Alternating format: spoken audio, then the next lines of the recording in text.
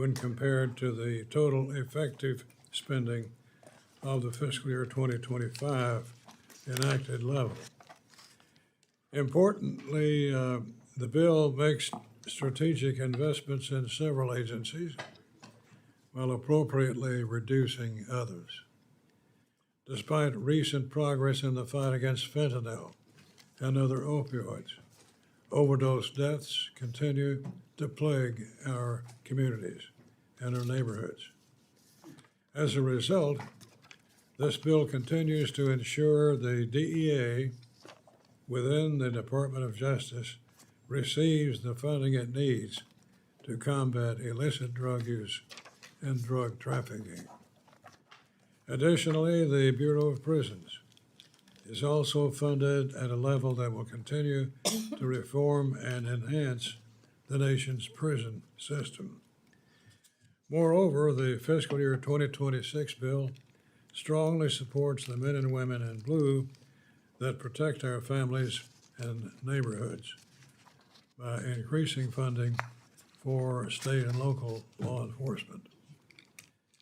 From increased funding levels directed to the Burn JAG program, to the COPS hiring program, the fiscal year 2026 legislation puts our law enforcement first. To ensure America is the leader in space exploration, the 26 CJS bill continues to maintain funding levels for NASA and its endeavor to return to the moon. With its site on Mars, NASA will not only lead the way to the next frontier, but it will also ensure America maintains a competitive advantage over China. The legislation also protects and reinforces constitutional rights, such as the Second Amendment, by reining in and refocusing the ATF.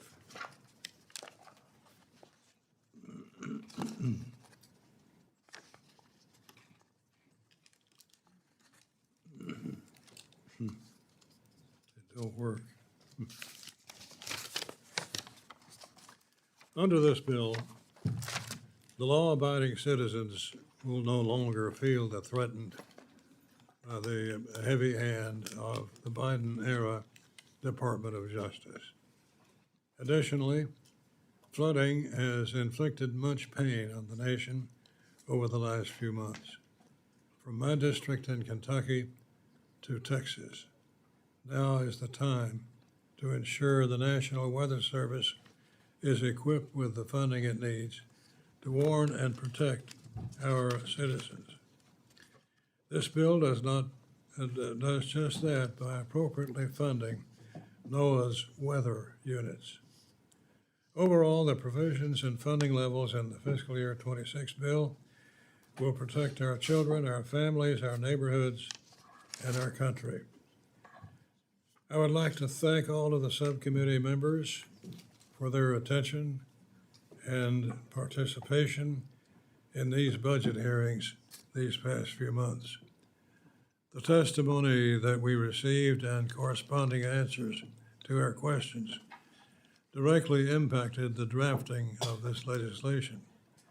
Importantly, I would like to thank Ranking Member Meng for her continued partnership over the last few months. I would also like to thank and acknowledge Chairman Cole for his vigorous leadership to the full committee and to the entire U.S. House when it comes to funding our government. Additionally, I would like to thank Ranking Member DeLauro for her tireless advocacy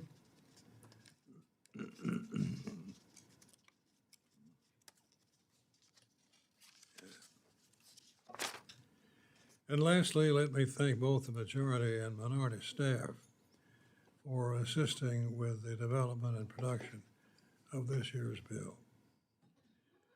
I now recognize Ranking Member Meng for her opening remarks. Thank you, Mr. Chairman. I know that you and I share many of the same priorities. However, I must strongly oppose this appropriations bill that would abandon small businesses and hardworking Americans, weaken law enforcement, and surrender our nation's competitive edge. My hope is that we can work together to address my very significant concerns with the bill. As it stands, the $2.1 billion in cuts proposed today would be a betrayal of our fundamental responsibility to keep Americans safe and our economy strong. This bill does not fix the many problems caused by the administration's failures and Elon Musk's Doge team this year. And in fact, it further exacerbates many of these problems. At a time when Americans are worried about gun violence, hate crimes, and the opioid epidemic, this bill delivers a devastating blow to the federal law enforcement agencies that protect them.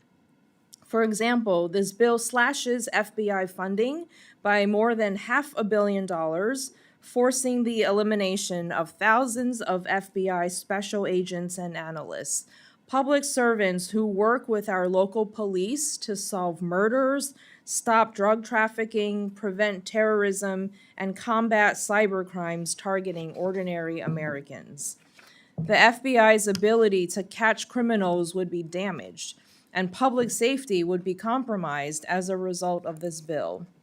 This bill also decimates funding for the Bureau of Alcohol, Tobacco, Firearms, and Explosives, which would lose more than 1,000 personnel who work with our state and local law enforcement to keep illegal guns off our streets, catch dangerous criminals, and prevent gun crimes.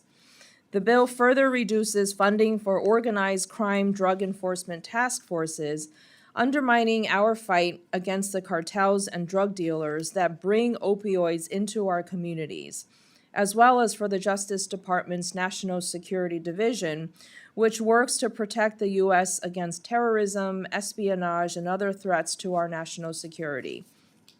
The bill also leaves women and children more vulnerable to violence by sharply decreasing funding for juvenile justice and Violence Against Women Act grants. It zeroes out community violence intervention and prevention grants, as well as hate crime prevention and prosecution grants.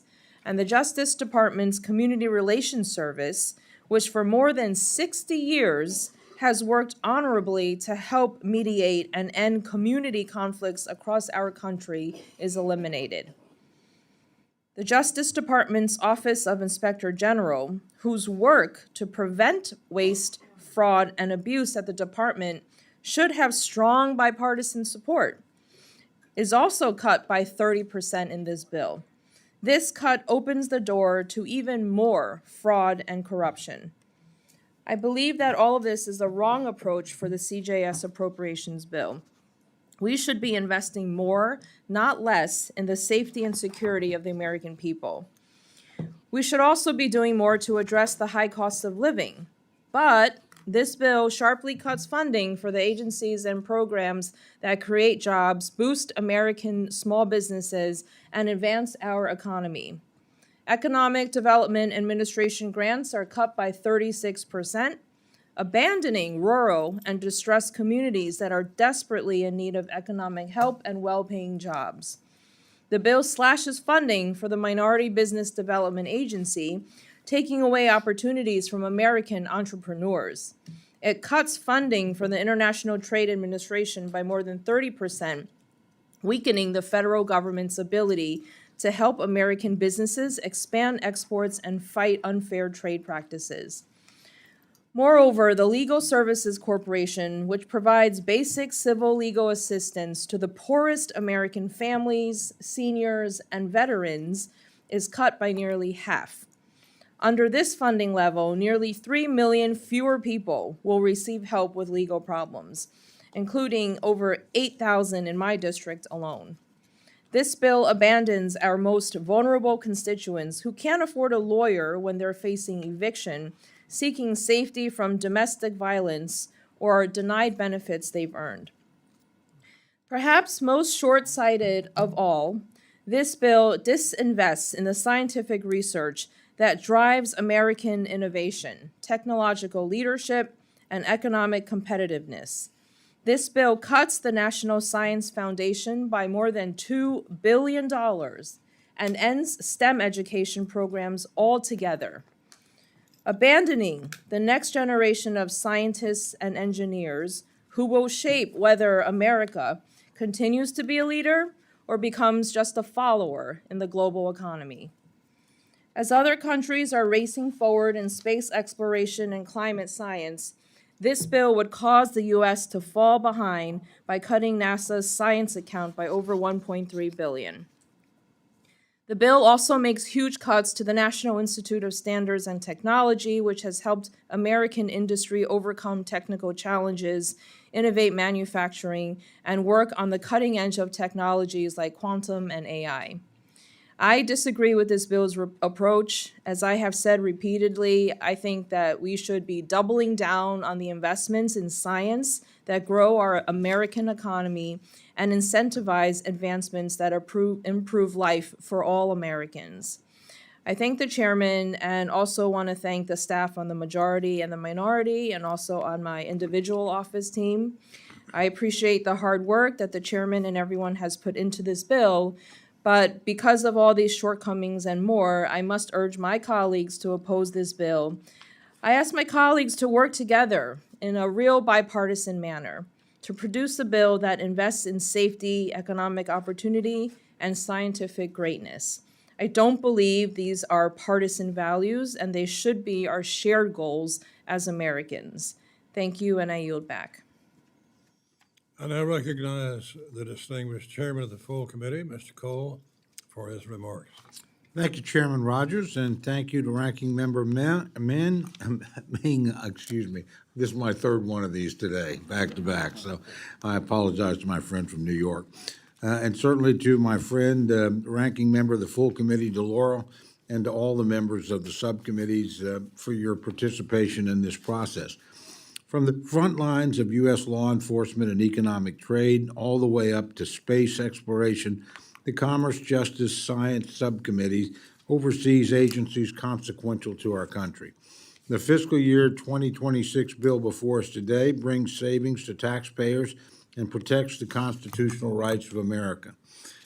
It rights wrongs of the Biden-era politicization and overreach at the Department of Justice and the Bureau of Alcohol, Tobacco, Firearms, and Explosives.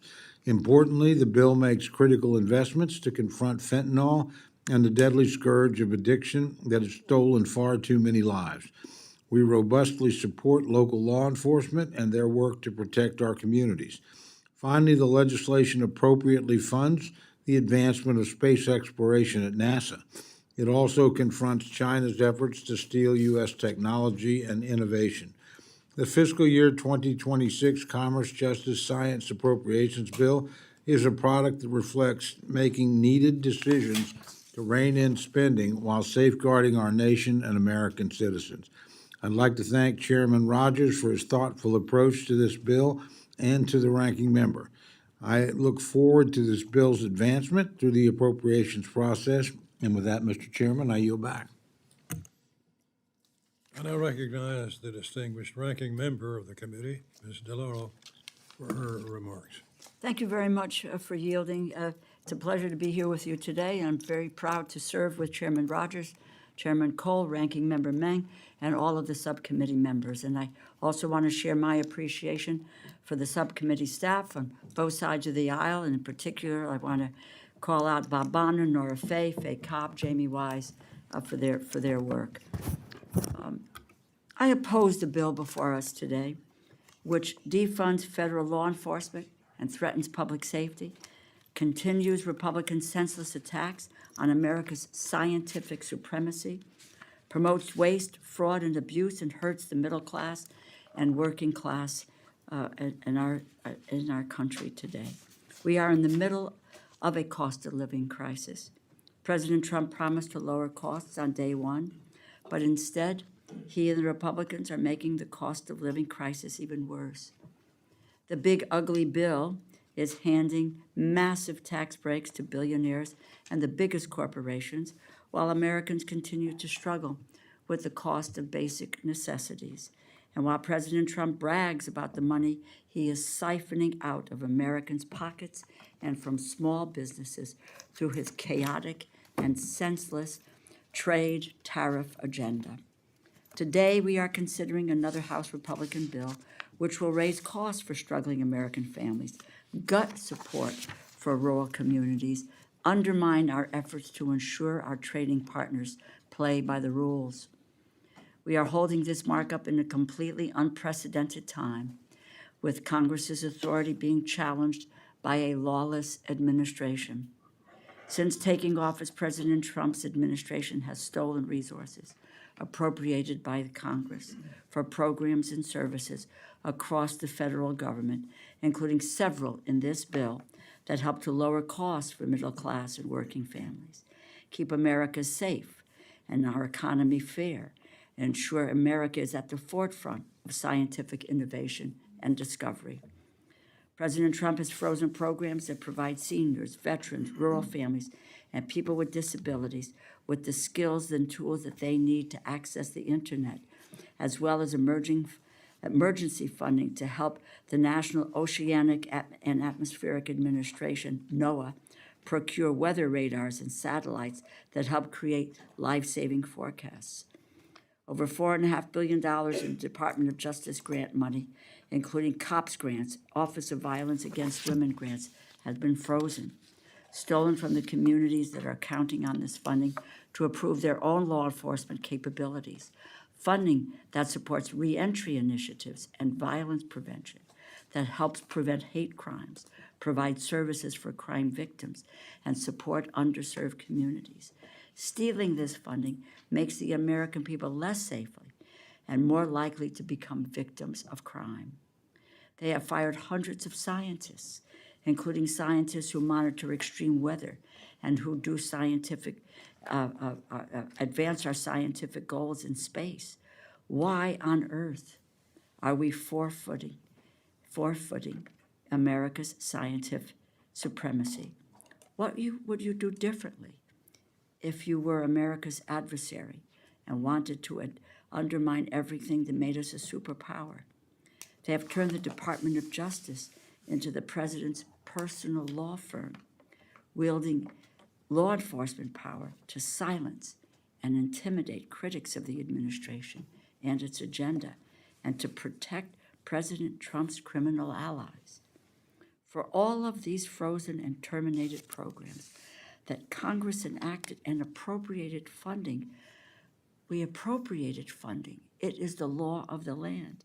They are substituting Congress's decisions and judgments with their own, turning Article 1 of the Constitution on its head.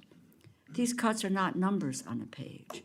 They are not only felt in Washington, D.C., they affect all of our constituents. At the National Oceanic and Atmospheric Administration, NOAA, the Trump administration has dismissed National Weather Service forecasters and other critical employees, endangering American communities. As a result of funding and employee cuts within NOAA, we have fewer forecasters, fewer weather balloon launches, and less reliable weather data and forecasts that families, businesses, and state and local governments rely on to stay safe and to stay open. In Connecticut, with the National Weather Service, has been critical for saving lives through everything from wildfires to visits to blizzards to floods. Bill Turner, Connecticut State Emergency Management Director, said, and I quote, "It's a very fragile house of cards right now, and we need them to continue. It could be catastrophic in a lot of ways for our states if they go down the path of stopping the National Weather Service and their functionality," end quote. Weather forecasts are not waste, fraud, and abuse. And I ask my colleagues, did anyone come to your town halls and complain that the Weather Service has too many meteorologists, too many people issuing advisories, watches, and warnings on severe storms? I don't think so. I know the chairman of the full committee has worked to impress upon the administration the importance of weather monitoring institutions in Oklahoma. But National Weather Service offices are needed across our country. We cannot leave critical weather monitoring capabilities to the benevolence of the president. That is why funding is appropriated by the Congress, not the administration. Unfortunately, this bill doubles down on Republicans' pro-billionaire, pro-corporations, anti-science, and anti-rule of law agenda. This bill turns its back on the Republicans' promises to rural communities, underfunding programs to create jobs and revive economically distressed communities, especially in rural America. While the president declares a trade war against our allies and biggest trading partners that will raise prices, this bill cuts funding for the International Trade Administration by nearly 30%, severely hindering our government's ability to fight other countries' unfair trade practices and help America's businesses expand their access to international markets. This bill makes families, women, children, and all of our communities less safe. They slash funding for the Federal Bureau of Investigation, the Organized Crime Drug Enforcement Task Forces, and the Bureau of Alcohol, Tobacco, and Firearms Explosives, limiting federal efforts to help state and local law enforcement combat gun violence, drug trafficking, and organized crime. By slashing these legal services, violence against women, juvenile justice grants, community violence intervention prevention grants, hate crimes prevention grants, and other resources that prevent violence. And why on earth does this bill slash the Department of Justice's Office of the Inspector General by 30%? What are you afraid of? What might be uncovered in Pam Bondi's Department of Justice? Does this administration want to eliminate waste, fraud, and abuse or not?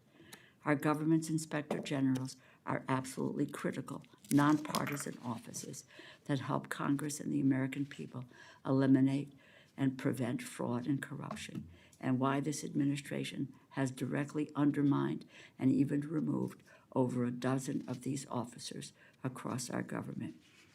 Americans expect few things of their country: a fair economy, safety for their families, and respect for the rule of law.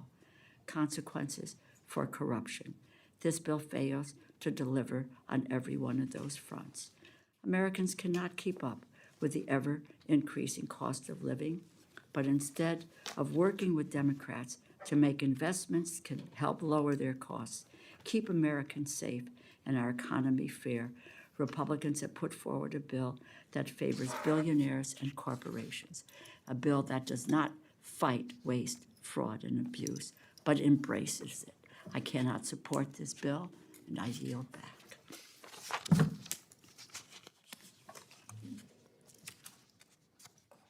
Do any other members wish to make opening remarks?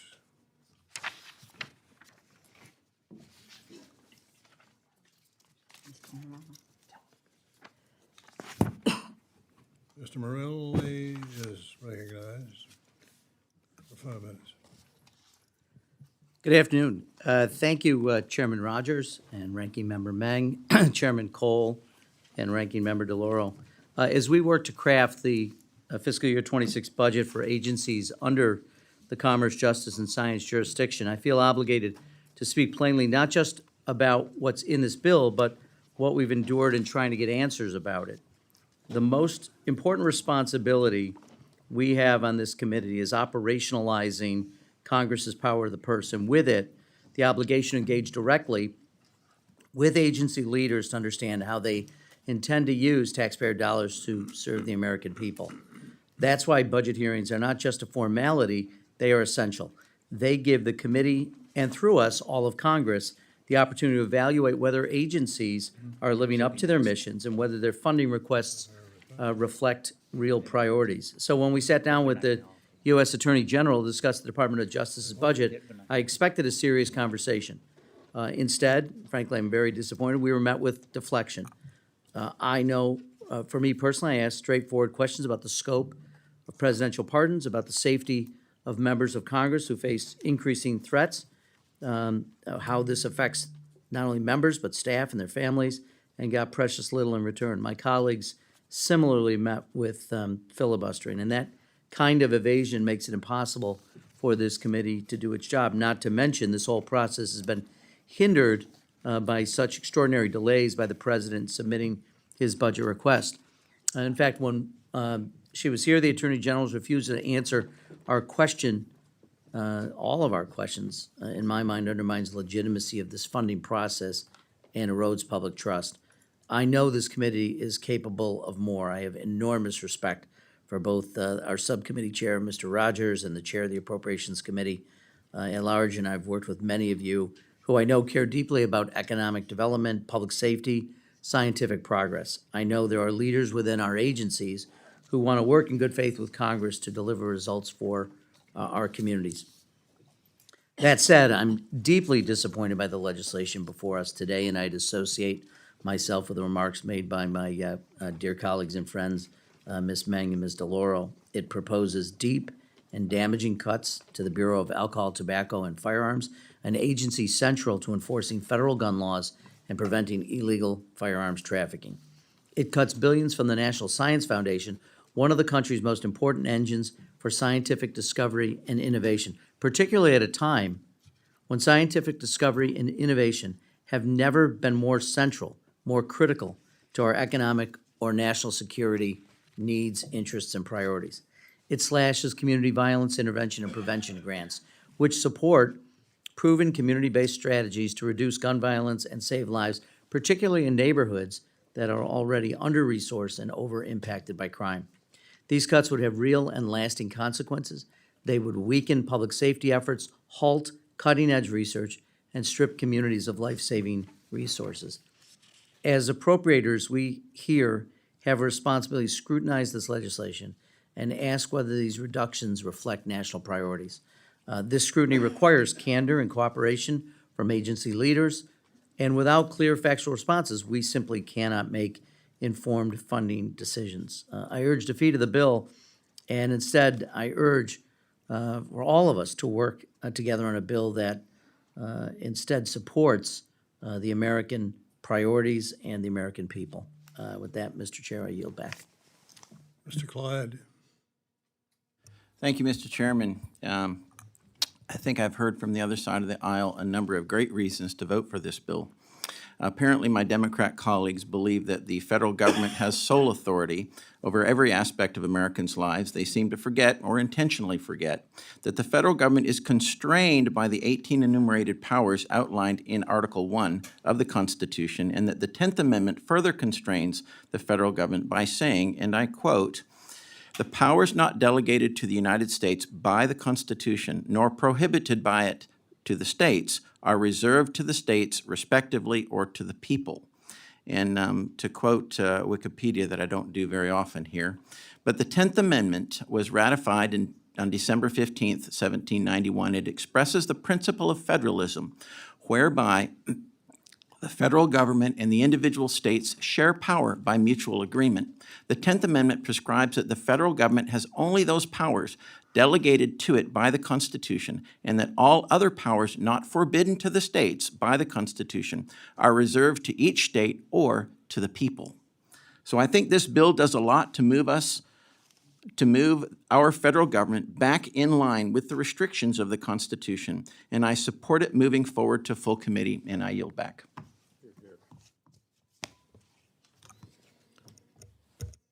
Ms. Dean. Thank you, Mr. Chairman. Thank you, ranking members and Chairman Rogers. I'm pleased to be here on this committee, but I'm disappointed, sadly, with the bill that is in front of us. There's so much that we could be talking about, and so I associate myself with the ranking member's comments, with my colleagues' comments on this side of the dais. So I thought today I would just focus on ATF. The mission of ATF is to, quote, protect the public from crimes involving firearms, explosives, arson, and the diversion of alcohol and tobacco products, regulates lawful commerce in firearms and explosives, and provides worldwide support to law enforcement, public safety, and industry partners. This bill proposes a budget for ATF of $1.2 billion. It is a $418 million cut, a 48% cut to ATF. ATF, who has fewer than, I think, about 5,000 employees. 2,500 are our special agents. This would require the cutting of at least 1,000 positions, and ATF, we all know, is already overworked and under-resourced. So I'm absolutely puzzled by that. ATF plays a vital role in assisting our federal, state, local law enforcement in investigating, preventing, and prosecuting violent crimes. ATF makes America safer. For example, the National Integrated Ballistic Information Network, or NIBIN, is a critical tool for solving and preventing gun crimes. It allows law enforcement to link shell casings from different crime scenes and connect recovered firearms to previous shootings using advanced imaging technology. ATF's gun tracing program, E-Trace, is a vital tool for state and local law enforcement, not only to help solve individual gun crimes, but also to uncover and disrupt larger firearm trafficking. Through the E-Trace program, agencies can submit recovered firearms to be traced back to the first retail purchaser, generating critical leads and intelligence. Some of the provisions in the bill that are perplexing to me, perhaps I don't fully understand them. Page 133 of the CJS bill, section 5568. None of the funds made available by this act may be used by ATF Demand to program unless ATF modifies the program. Let me read you some more other puzzling things in here. None of the funds made available may be used for a gun buyback or relinquishment program. None of the funds made available by this act may be used to fund or implement any red flag or extreme risk protection laws. That's just a few. Let me try some more. None of the funds made available by this act may be used to pay the salaries or expenses of personnel at ATF. None of the funds made available, here we go, none of the funds made available by this or any other act may be used to classify, register any firearm with an attached stabilizing brace or other similar brace or rearward attachment. More and more and more in here about what the ATF can't do, what our funds cannot do that would protect and keep us safer. I simply don't understand that. Why would we cut half of the resources of ATF? Why would we want to eliminate, reduce, or limit the tracing program? Why is that? ATF keeps us safer. Could someone please explain to me how this is possible? Will the gentlelady yield for a question? I will yield for a question, Mr. Clyde. How do you come up with a 48% cut? I don't come up with that. I come Mr. up Clyde, with a 24% I have a question for cut. you. Do you No, have a? no, I'm asking you a question, and you said you would yield for a question. Yes, I saw. So I'm asking the question, how do you come up with a 48% cut? I'll tell you, but I want to ask you a question as well while I'm getting you that answer. Do you have a pecuniary interest in guns? Ma'am, I'm waiting for your answer to my question. Mr. Clyde, I think it is incumbent upon you Ms. in all Dean, of this I asked you a legislation question, and you said You're a that gun you would dealer. ye- We you all would know it. yield You to a just question. never- you So just- would you please Yes. answer my question? That's all I'm asking. How do you come up with 48%? I come up with 24%. Are you afraid to say that you own two gun shops? Ma'am, I'm asking a question, and I'm asking you to answer. How do you come up with 48%? I don't think it's possible. It's not 48%. I just look. want to get the record straight, all right, as to what the actual Clyde, cut is. Mr. Chairman. Please. Mr. Clyde, I'll be happy to get you that. I can dig it out of my resources here. Now, would you answer my question? Do you own two gun shops? You have a pecuniary interest in this legislation. Are you going to recuse yourself from a vote? I asked you a question. I'm waiting for I an told you answer. I'd be happy to get that to you and to your staff. That's fine, but I'm still waiting. Mr. Chairman, would he like to answer the question?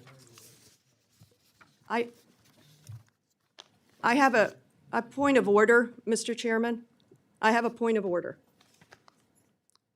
If a person on this committee has a pecuniary interest, a conflict of interest in the legislation, should that be disclosed?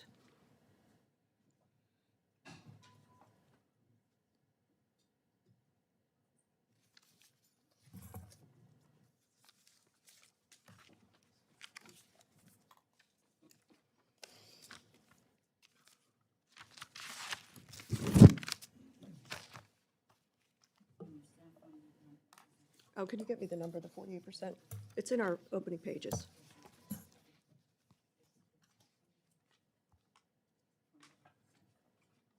Oh, then that might be my mistake.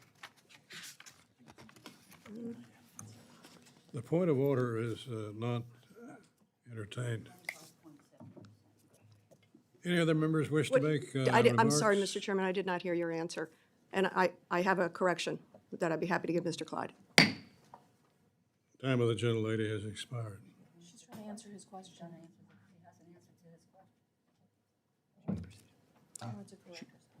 She may proceed. Up next, I'd be happy to yield her, She may proceed. if that's fine with the chair.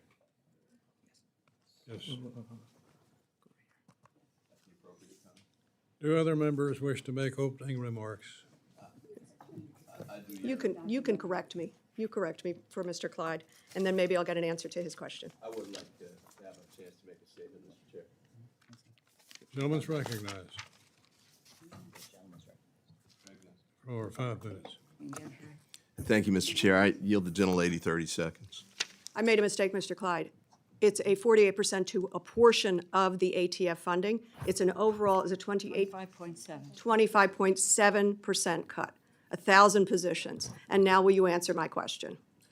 Well, we'll let somebody else.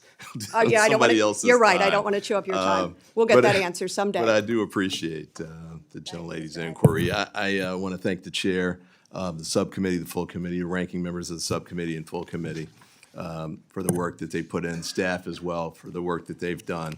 Just a few quick points. I share questions and concerns about some of the aspect of the ATF cuts and the Attorney General's testimony about combining ATF and DEA.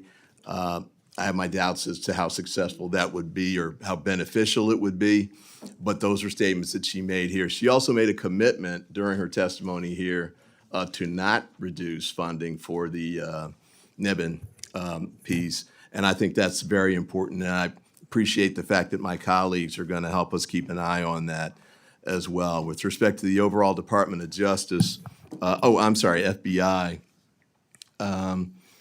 Mr. Patel testified here. He testified roughly that he had a need for 2,400 more spots than what was provided in the President's bill. And the next day, he changed that testimony in the Senate. I have my doubts about the change of heart that happened overnight there. My gut is that they're going to need the spots that he was initially requesting. So I'm hoping that we can keep an eye on that going forward because I think it's a critical time for the FBI. My colleague from Texas, I saw on television over the weekend, and I think the statement he made was about making sure that we focus our immigration enforcement on the most violent people out there. And I wanted to say I agree with that position with respect to the ICE enforcement. To the extent they're peeling off FBI agents to do work on any of those kinds of issues, I'd urge us to take a very close look at that and make sure they're not overdoing it because we have other criminal justice needs. We've got, for example, the Sinaloa cartel and others. They're creating problems here in the United States. So I hope that we can have a focus that isn't totally dominated by the immigration issue, but also looks at some of our other criminal justice needs as well. With respect to the, I'll call it the brain drain issue, my colleagues from Virginia and Alabama, I know they have NASA assets in their district, as I do in mine. I think one of the things that the United States really needs to keep in mind is that we're in a neck-and-neck race with China right now. And I think as a nation, we're doing things that undermine our ability to maintain. I think we have supremacy at the moment, but I think we're putting things at risk.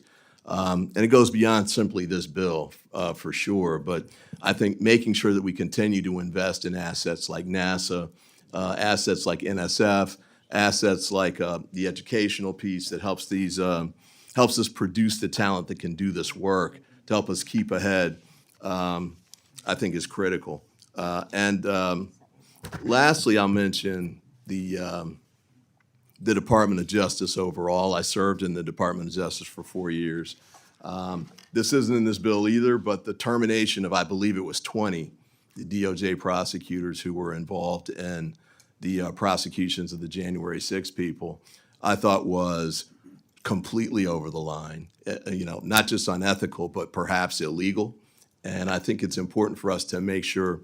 I know there were hard feelings about things going on under the Biden administration at the Department of Justice for my colleagues on the other side, and we've got our concerns now, but I think we all need to come together and find a common ground where we can say that the Department of Justice has to be insulated from politics, especially right now, because it's undermining their ability to do the job in the right way and in a way that maintains the rule of law and supports our efforts to fight crime and maintain or re-earn the trust of the American people.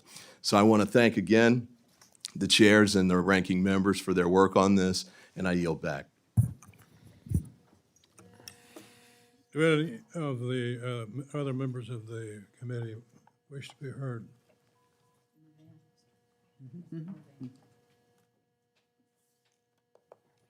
Mr. Mervyn, recognized for 5 minutes.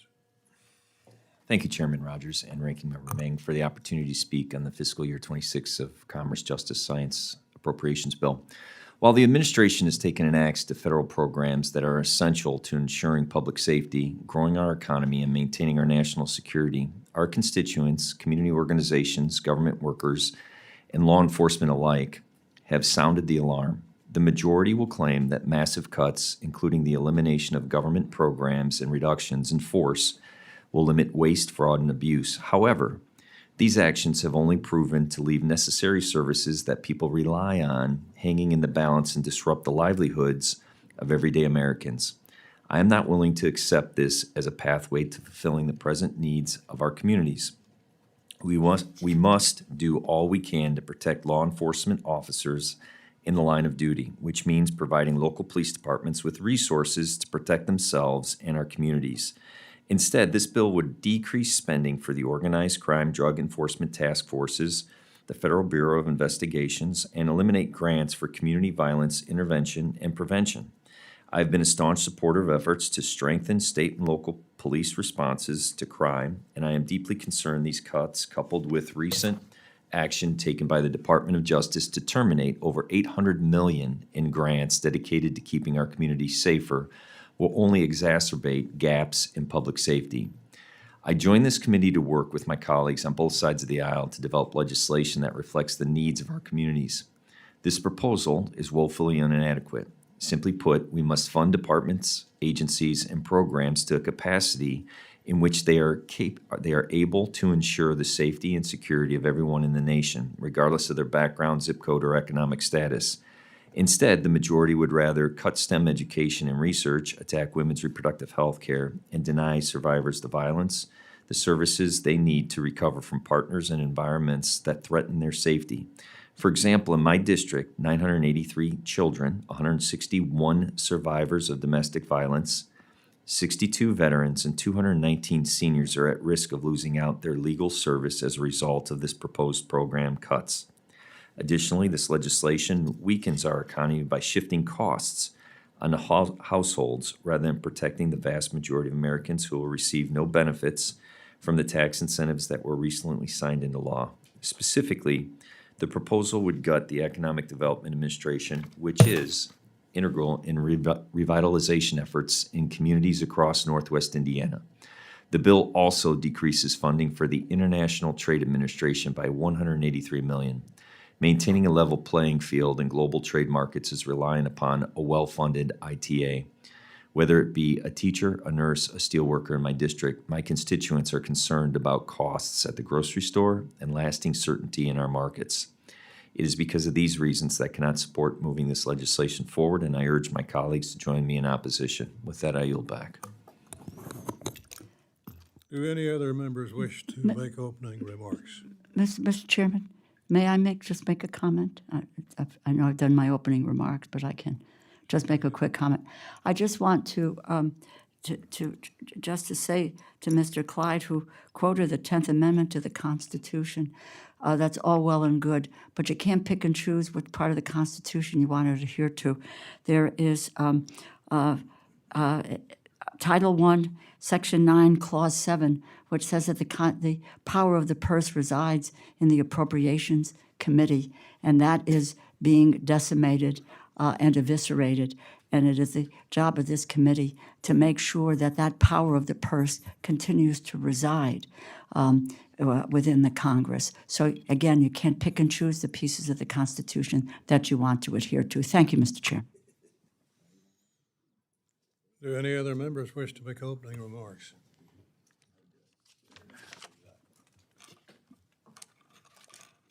Mr. Alford. Thank you, Mr. Chair and Ranking Member. I had not planned to speak, but I do want to say a bit in defense of Mr. Clyde and the cuts proposed to the ATF. This is a 25% cut. It is not a 48% cut to the Bureau of Alcohol, Tobacco, and Firearms and Explosives budget. The ATF's mission to combat violent crime is critical, but recent actions raise serious concerns about its priorities. The agency's aggressive regulatory overreach, particularly on pistol braces and privately made firearms, has targeted law-abiding citizens rather than focusing on violent criminals. These rules, seen as anti-Second Amendment burden responsible gun owners like disabled veterans, needing adaptive equipment while doing little to curb actual crime. This cut, as outlined in our appropriations bill, reins in the bureaucratic overreach and redirects resources to core law enforcement priorities. By reducing ATF's budget, we are eliminating the wasteful spending while preserving funding for state and local law enforcement. This bill also mandates transparency, requiring ATF to report on firearms trace requests and out-of-business records, ensuring accountability. We support law enforcement. Let's make that very clear. My father was a Special Texas Ranger. I have a tremendous respect for law enforcement, as does Mr. Clyde. But we demand efficiency and respect for our constitutional rights. This 25% cut is a balanced step to curb overreach, protect taxpayers, and prioritize public safety. Furthermore, I believe that every American who appreciates the Second Amendment has an interest in the overreach of the ATF, and Mr. Clyde is a gun expert. I can't think of anyone who has a better idea of the overreach of the ATF in a business sense, a personal sense, or as an American. Thank you, and I yield back. Do any other members wish to make opening remarks? Seeing no amendments, I now recognize Mr. Carter for the purpose of making a motion.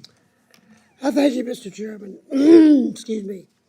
I move the bill be favorably reported to the full committee. The question is on the motion. Those in favor say aye. Aye. Those opposed say no. No. The ayes have it. The motion is agreed to. Gentleman is recognized. I request a recorded vote, Mr. Chairman. Recorded vote has been requested. All those in favor of a recorded vote, please raise your hand.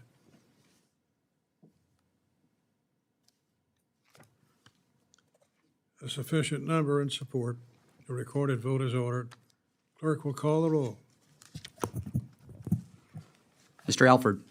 Aye. Mr. Alford, aye. Mr. Carter. Aye. Mr. Carter, aye. Mr. Klein. Aye. Mr. Klein, aye. Mr. Clyde. Aye. Mr. Clyde, aye. Mr. Cole. Aye. Mr. Cole, aye. Ms. Dean. No. Ms. Dean, no. Mr. Gonzalez. Aye. Mr. Gonzalez, aye. Mr. Ivy. No. Ivy. Mr. Ivy, no. Ms. Meng. No. Ms. Meng, no. Mr. Moore. Aye. Mr. Moore, aye. Mr. Morelli. No. Mr. Morelli, no. Mr. Mervan. No. Mr. Mervan, no. Mr. Rogers. Aye. Mr. Rogers, aye. Mr. Strong. Aye. Mr. Strong, aye. Ms. DeLauro. No. Ms. DeLauro, no.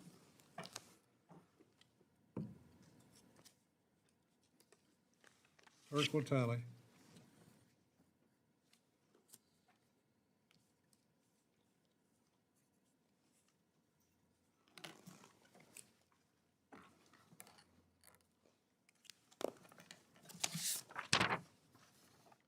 On this vote, the ayes are 9, The noes are 6. The bill is favorably reported to the full committee.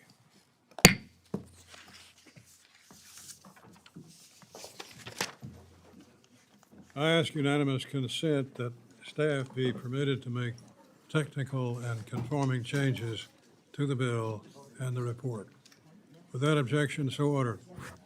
Copies of the bill and report with the technical and conforming changes will be delivered to all full committee members' offices no later than 3 business days before the full committee. Thank you very much, everyone. That concludes today's markup. The committee now stands adjourned.